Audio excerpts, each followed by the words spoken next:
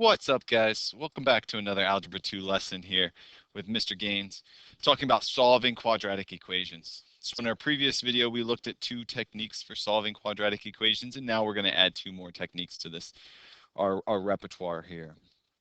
So the first technique we're going to look at is actually going to involve both factoring and the square root property of equality, which we looked at previously. It's called completing the square. Completing the square relies on three conditions to be met. So we need to write our quadratic equation in standard form, ax squared plus bx plus c. It can be equal to some number. We also need a to be equal to 1, the leading coefficient to be 1, and we need c, the constant, to be equal to b divided by 2 and that quantity squared. When this is the case, the standard form of the quadratic ax squared plus bc, or sorry, this should be bx plus c factors into x plus b over 2 quantity squared. So let's actually take a look at this in some applications. So if we look at problem 3, it says solve each of the following by completing the square. Now I know there's probably an easier method than completing the square. We could factor 3a and even 3b pretty easily and solve that way. But we're going to go through the process of completing the square with some pretty easy situations here to start. So the first thing that we want to do is make sure that this is in standard form, ax squared plus bx plus c. It is. We want the leading coefficient to be 1. That's done. The next thing that we need is we need a c value, a constant, such that the c, that constant, is equal to b, or in this case 6, divided by 2, and that quantity squared. So what I'm going to do here off to the side is I'm going to let b be 6 for our problem. I'm going to divide it by 2, and then I'm going to square it. So 6 divided by 2 is 3. 3 squared is 9. So I need a constant at the end of this expression to be 9, positive 9. So I'm going to go ahead and just add a 9 to the left side of the equation. If I add it to the left side, I also need to add that constant to the right side. So my new equation now looks like x squared plus 6x plus 9 equal to 9. So the reason that I did this again was so that I meet the three conditions that are listed up above. Am I written in the standard form? Yes. Is my a value number 1? Is 1? Yes, my leading coefficient is 1. Is c equal to b over 2 quantity squared? So is 9 equal to 6 divided by 2 squared? Yes. So I have met the conditions for completing the square. So what happens is the left side of this equation is going to break down into a binomial that is squared. Everything else stays the same. So the left side is going to be x plus b divided by 2. So my b value again is 6. So 6 divided by 2 is 3. Another way to look at this is this number 3 squared would give me 9. So if I did the distribution here, if I took out, and you don't need to write this down, but if I did x plus 3 times x plus 3, I'd get x squared plus 3x distributing, then I'd get plus 3x plus 9, which is x squared plus 6x plus 9. So really what we did is we did a way to factor here that gives us a perfect square. Now, what that does for us is it allows us to solve using the square root property of equality. So if I want to get x by itself in this equation, now I can square root both sides of the equation. So x plus 3 is equal to plus or minus, don't forget that plus or minus, the square root of 9. Plus or minus the square root of 9 is 3, so then I can split this up into x equals positive 3, a positive square root of 9, and x plus 3 equals negative 3, the negative square root of 9. In both cases, I would subtract 3, so x equals 0, and x equals negative 6. Now I could substitute these back in to make sure that this satisfies the equation, so 0 squared plus 6 times 0 would definitely be 0.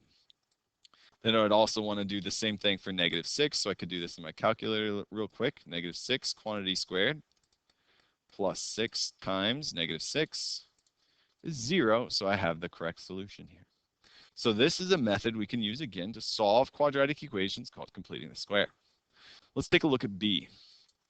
So again, the first thing we need to do is make sure we meet the three conditions. So I am written in standard form here in B. But if I look here at the leading coefficient, my leading coefficient is 2. So I need to get rid of this 2 in order, it needs to be a 1 in order to complete the square. So what I'm going to do here first is I'm going to divide the entire equation by 2. It's an equation, so as long as I do something to the left side and the same thing to the right side, I have not changed the equation.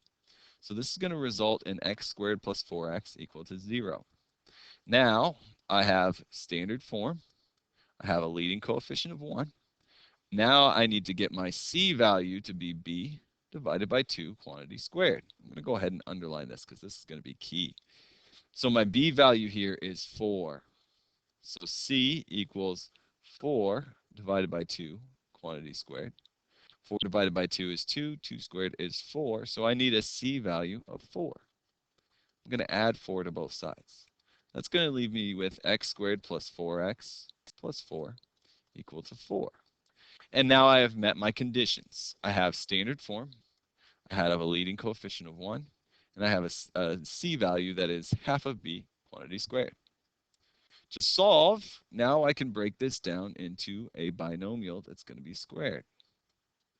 So this binomial is going to be x plus this third term, or the second term in the binomial is going to be half of b, which is also the square root of c, 2. To solve from here, square root both sides. So x plus 2 equals plus or minus the square root of 4. And now I can split this apart. X plus 2 equals the positive square root of 4, which is 2. X plus 2 equals the opposite of the square root of 4, which is negative 2. And now subtract 2 from both sides to get x by itself. So x equals 0 and x equals negative 4. I could try both of these answers in the equation and would see that they both work. So here again is another example of completing the square. First thing we want is standard form, then leading coefficient of 1, and then c equal to b divided by 2 quantity squared. Let's take a look at another example. So in C, it has 2x squared by itself. This is not in standard form. So what I don't want to do here is rewrite the equation. Now, notice that ax squared plus bx plus c does not have to equal 0. It can equal a number, and I'm actually going to let it equal a number in this case. I'm going to leave the 4 here because it's going to make things, when I find my c, a little bit easier. So what I'm going to do first is I'm just going to add x to both sides. So that gives me 2x squared plus x equal to 4. So d is technically 4. My z is 0. Now the next thing I need to make sure happens is I need my leading coefficient to be 1. It's not in this case, so I need to divide to get my leading coefficient to be 1. So now I have x squared plus x over 2, which is the same as 1/2 x equal to 2. So I've got it in standard form. I've got my leading coefficient to be 1. Now I need to get my c value. So c is equal to b. B in this case is, again, the coefficient of x, which is 1/2 divided by 2, and that quantity squared. So 1/2 divided by 2 is 1/4. 1/4 squared is 1 over 16. So I need a c value of 1 over 16. So I'm going to add 1 over 16. I'm going to add 1 over 16 to both sides. So what this gives me is x squared plus 1/2 x plus 1 over 16. And now I'm going to actually do 2 plus 1 over 16 in my calculator. And it's going to give me a decimal, but I'm going to turn that decimal into a fraction because that's going to end up being something we can simplify later on. So I need this fraction for right now, which would be 33 over 16. Now, I'm in standard form. My coefficient is 1.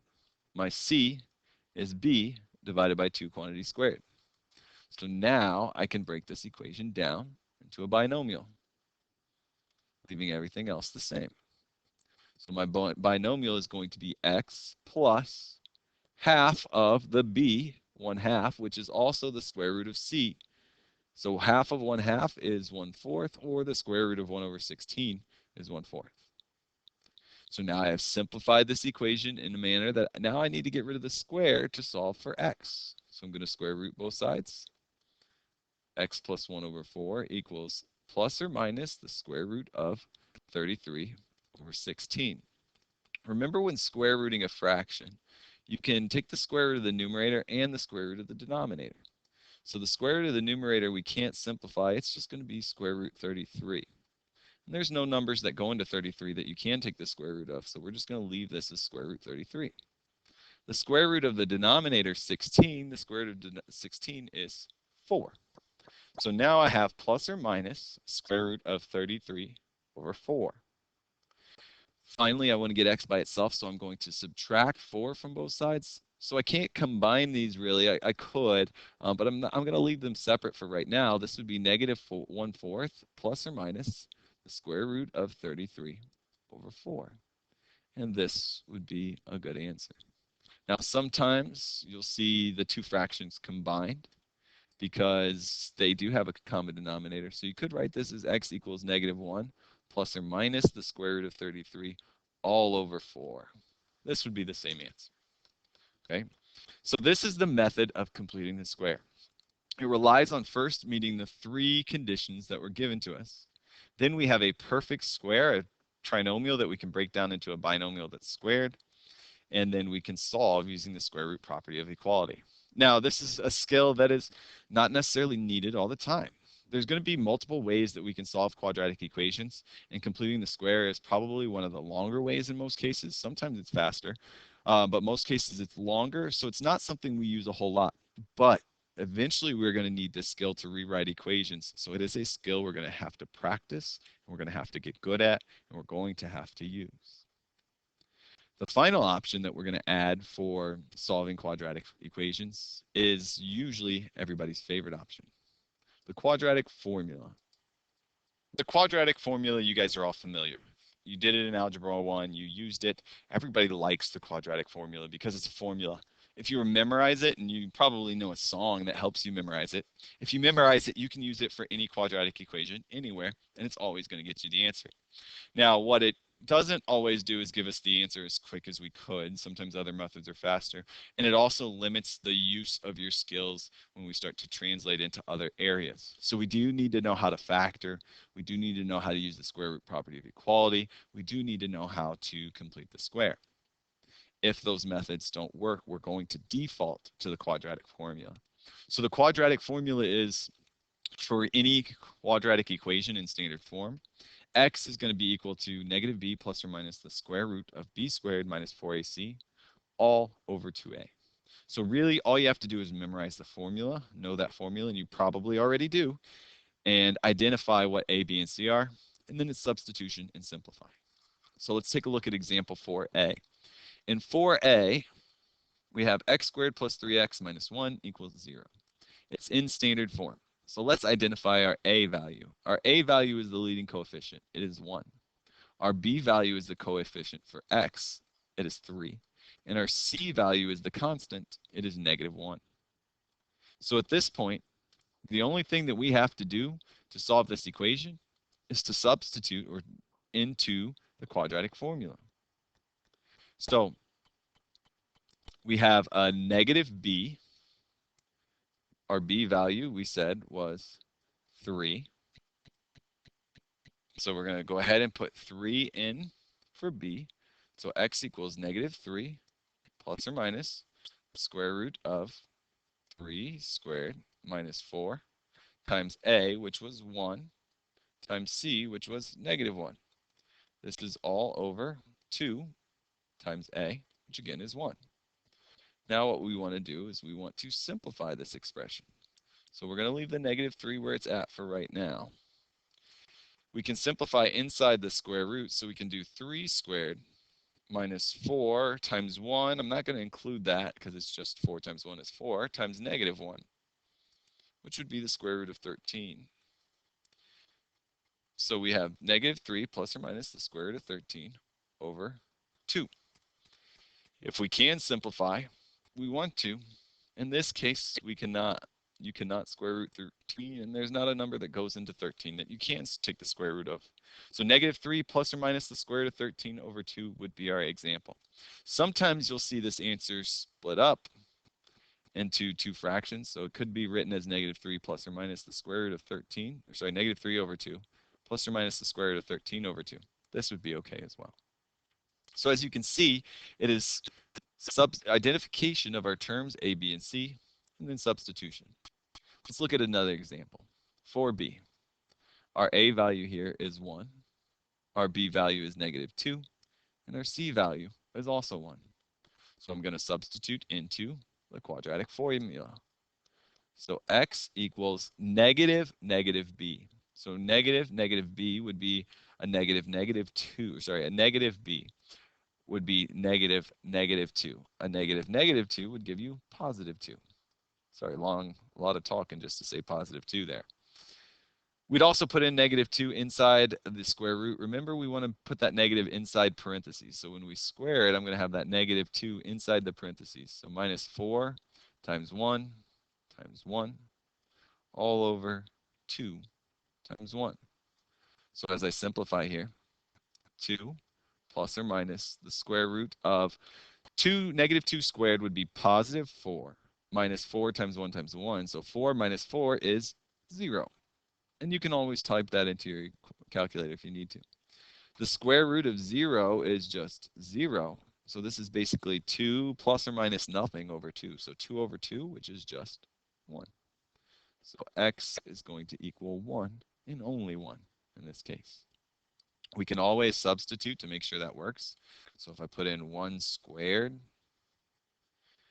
minus 2 times 1 plus 1, I would see that this does equal 0, so I found the solution. If you kind of get to have the hang of this, go ahead and pause the video and see if you can complete C. Hopefully you had the opportunity to come up with an answer. So let's go ahead and solve and see if your answer matches mine. So my A value here is 1. My B value is 4. My C value is 5. So I'm going to substitute into the equation. -4, negative B is -4 plus or minus the square root of 4 squared minus 4 times 1, which is my A, times C, which is 5, all over 2 times 1. So now x equals -4 plus or minus the square root of 4 squared is 16, minus 4 times 5 is 20. So this is going to be -4 all over 2. And here, for the first time, we see something that we did previously. We see a negative square root. So we should know how to simplify this. This simplifies into -4 plus or minus 2i over 2. So 2i, the I takes care of that -1 that's inside the square root. Then you can take the square root of 4. So if you wanted to do this in some steps, this would equal the square root of 4 times the square root of -1. And the square root of 4 is 2. And the square root of -1 is I. So now I can break this apart into -4 over 2 plus or minus 2 over 2i. And that simplifies down to x equal -2 plus or minus I. And you could simplify it, or you could substitute that back into the equation and find out that, in fact, we did find the right answer. And so here, for the first time, we're doing some solving, and we see imaginary or complex numbers come back into play. This is going to be something that we find pretty common in this unit. Now, we're going to find a variety of different answers when solving quadratic equations. And to help us get an idea of what our answers are going to look like, we can use what's called the discriminant. The discriminant is a part of the quadratic equation. It is the part b squared minus 4ac, and that's it. This is called the discriminant. Now, the discriminant is going to tell us some information about answers. The answers, so notice that in problem 4, we had 2 answers here, -3 plus square root 13 over 2 and -3 minus square root 13 over 2. In B, we had 1 answer. In C, we had 2 answers, but they were complex numbers or imaginary numbers.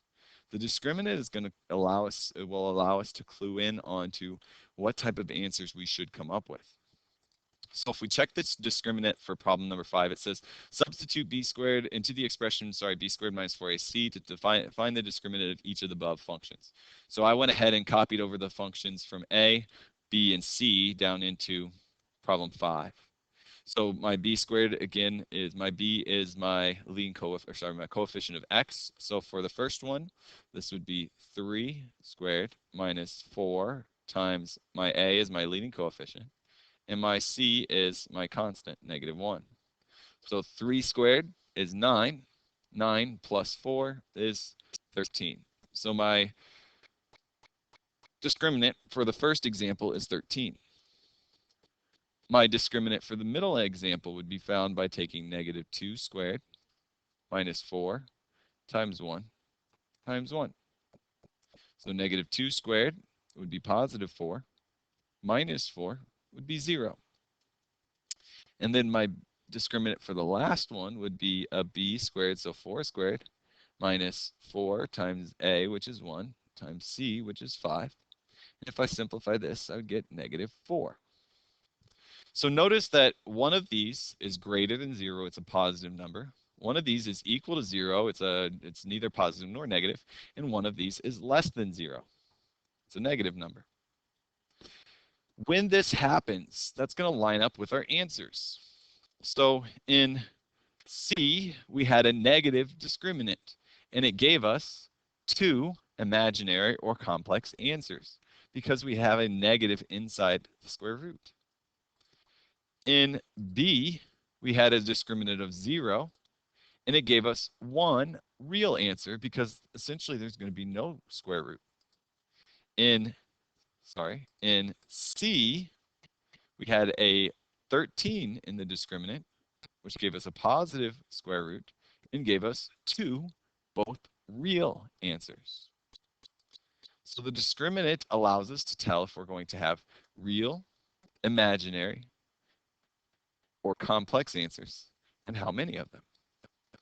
So for 6, it says, notice that each of the above discriminant yields a positive number 0, positive real number 0, or a negative real number.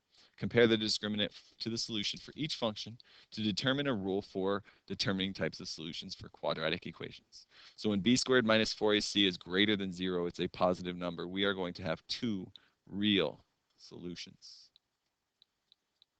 When b squared minus 4ac is equal to 0, the discriminant is 0, we are going to have 1 real solution. And when b squared minus 4ac is less than 0, we are going to have 2 real, not 2 real, but 2 imaginary or complex, potentially, solutions. And this will always be true. So the discriminant can tell us some information about the solutions of any equation without having to find those solutions. So at this point, this is a good place to stop for right now. You have 4 methods for finding solutions to quadratic equations: factoring, the square root property of equality, completing the square, and the quadratic equation.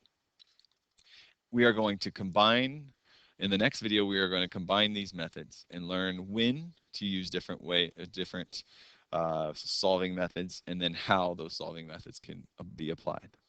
As always, thank you guys for tuning in, and I'll see you soon.